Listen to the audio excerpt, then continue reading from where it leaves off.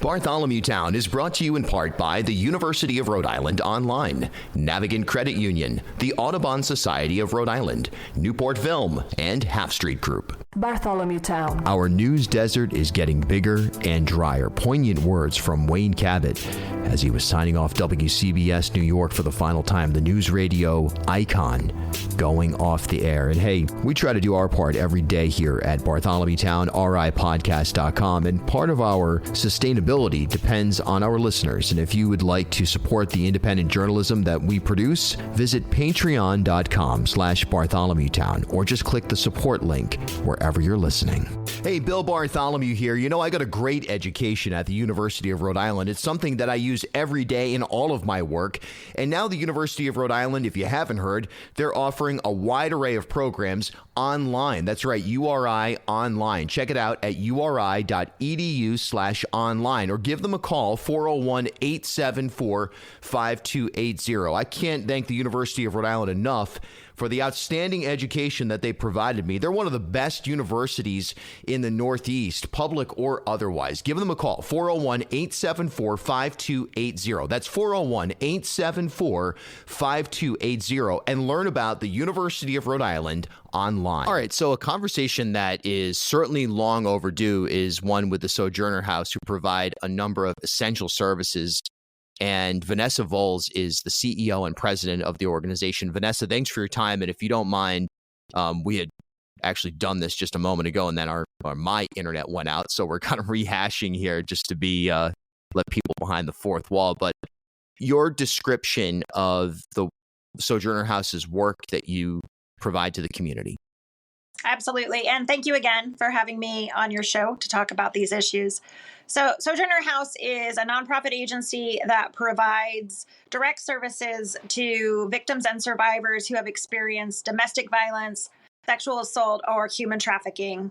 And we provide that support in a variety of different ways, everything from helping in an emergency crisis situation. We have, for example, a 24-hour hotline and 3 emergency shelters, all the way through a continuum of supportive services that include permanent supportive housing. And we actually are also a housing developer. So we purchase and rehab and then lease apartments directly to survivors and their families. And then in addition to providing housing and shelter, we provide a lot of different types of supportive services, including clinical counseling, youth programming. We have an immigration advocacy program to specifically help undocumented victims. We have an HIV testing program and a sexual health program. We have specific programs that have been tailored for populations that often are underserved, such as transitional age youth and Spanish-speaking clients. So we really try to reach clients where they are and provide them with the support that they need so they can move forward. And that's something that's just a holistic look at some of the great challenges that we face, and the services you provide are essential. And anything less than that is an incomplete approach to helping survivors, victims, and anybody who's experienced the types of trauma that you interface with on a daily basis. How long has the organization been around? We have been around for 48 years. Yeah, this is a community pillar, no doubt about it. And for anybody who's looking for help themselves, what's the best way? What is that hotline? Sure. So we do have a website, sojournerri.org, which has all of our information. We have different locations, including a drop-in center and a housing office. And we do have a hotline. The number there is 401-765-3232. But all the information is on our website. How critical now, not getting into a political discussion, but how critical now is it that your organization is not only able to be stood up financially, but has that awareness piece as we enter into a point where a lot of those who you serve are going to have, for good reason, an extra level of concern, perhaps particularly those who are undocumented, for example, about coming forward. How essential is it that the word gets out that you're a trustworthy resource for folks who have experienced the types of trauma you've described? And absolutely, we have really worked to become a safe haven for vulnerable populations that may not be able to access services in other places, including the undocumented population, including survivors who identify as part of the LGBTQ plus community. And yes, without getting too political, we do have some concerns moving forward into the new year in terms of what might happen to certain streams of federal funding that we receive organizationally. And so I really do think this is a great opportunity for our community, which is already very supportive, but for our community to really step up and continue to support the work that we're doing so that we do have diversification in our funding.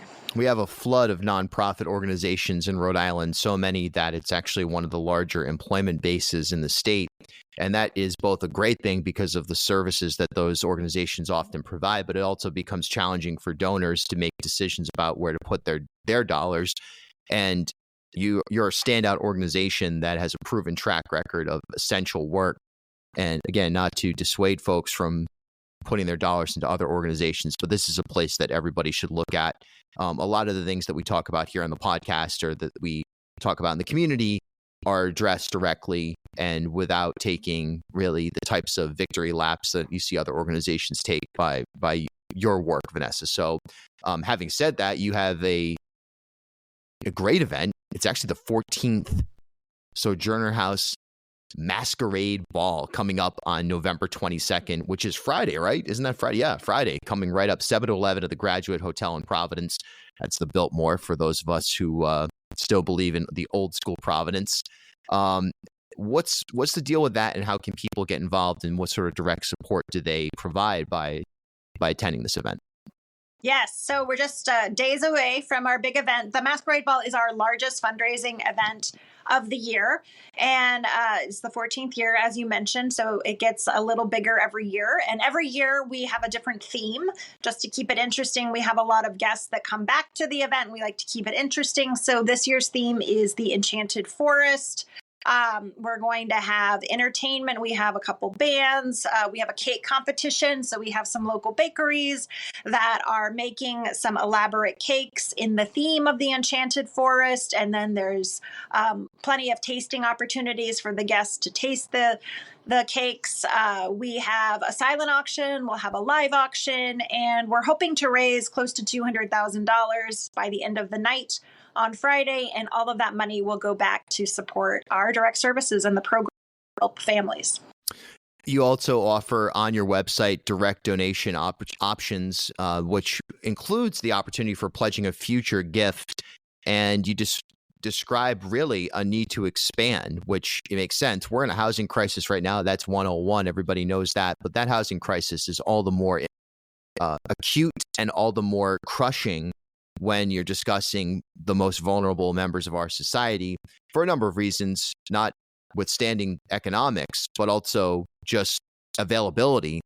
So when people get involved, are they basically putting their money where their mouth is? Because we hear a lot about how people want to solve the housing crisis.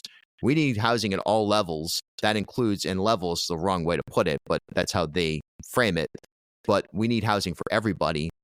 You're able to facilitate that as best as you can, and can do more with more dollars, I would assume. That is absolutely true. And I think it's important to note that we're providing assistance around housing in a couple of different ways. We receive rental subsidies from HUD that we're able to give to clients, so clients can find their own apartment and we can help them pay their rent, which is important since rental prices are so high. We also provide a rental assistance program. So a client may already have an apartment and they may normally be able to pay rent, but there might be a circumstance where for a month or two, they just can't due to job loss, or, there are many reasons why someone might not be able to make rent one month. So we can help clients on a short-term basis, help with their rent. And then, as I mentioned, we do have a permanent supportive housing program where we lease and own a number of apartments throughout the state of Rhode Island, and we can make those available. So we're really trying to approach this in a variety of different ways to help people who need housing.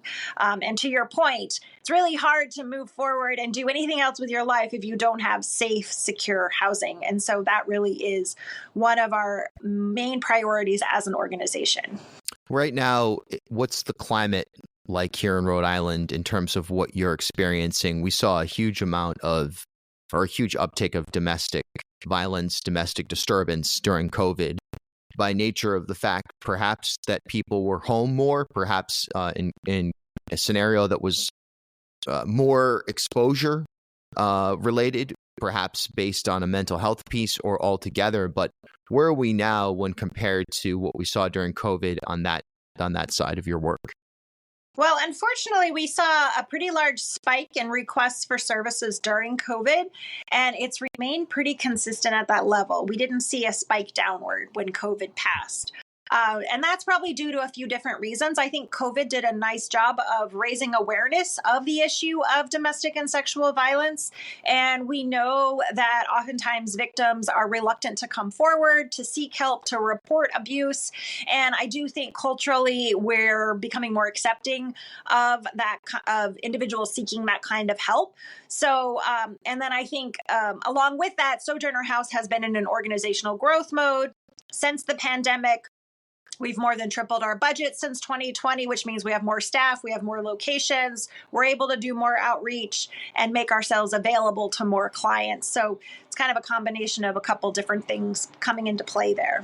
Lastly, and again, not to get into a political discussion, as that could turn into a number of different things, which I think is something we do on the podcast in general here, is point out, why we need to steer our efforts towards the most vulnerable parts of society and look at that as a pillar, a strengthening pillar for a better world rather than a burden, as some people would put it. But right now, do you get the sense that the state of Rhode Island, by and large, is trending in the right direction in terms of maybe not necessarily the numbers of incidents declining as we'd like to see it, but the support systems from a governmental standpoint, from a private sector standpoint, from a nonprofit standpoint, from an individual standpoint? Are we trending in the right direction right now in terms of having those wraparound services available to folks? That's a great question. I certainly do think there are more supports here in Rhode Island than in some other places here in the United States. To your point, there are a lot of nonprofits working on a variety of different issues, including a lot of social service agencies. That said, the need is still greater than we can accommodate. So there is still this need to provide more support. I mean, as much housing as we're able to help provide, we still have many families, probably a couple hundred families that are not able to be housed tonight, that are in dangerous situations. So there's still a lot of work for us to do. But when you look at the country as a whole, probably Rhode Island is a better place to access supportive services from an agency. Vanessa, thanks so much for your time and good luck with the Masquerade Ball. Thank you so much. I really appreciate you having me on. Hey, thanks for stopping by Bartholomew Town. For more content, follow me on Instagram at Bill Bartholomew.